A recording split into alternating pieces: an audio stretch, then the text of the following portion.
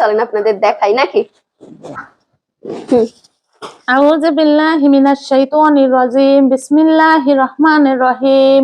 আলিফ বা তা সা জিম হা খ দাল জাল র ঝা সিন শিন সাদ দাত ত জ আইন গাইন ফা কফ কাফ লাম মিম নুন ওয়াও হা হামজা ইয়া ইয়া।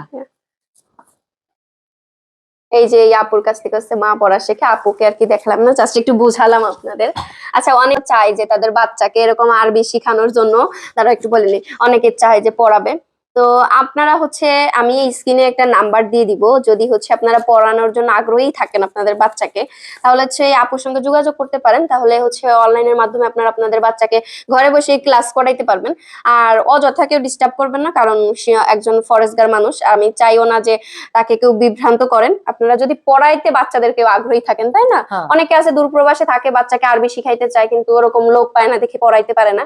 আপনারা কিন্তু চাইলে আপুর কাছ থেকে পড়া শিখতে পারেন, বাচ্চাদেরও শিখাইতে পারেন, এবং বড় মহিলারাও যদি শিখতে চান মহিলারাও শিখতে পারেন নাকি। আর কি শিখছো দেখাও, খালি এই যে আলিফ বা তা আর কোনো বড় কোনো কিছু শেখো নাই? দেখি কি শিখছো, পড়ো দি।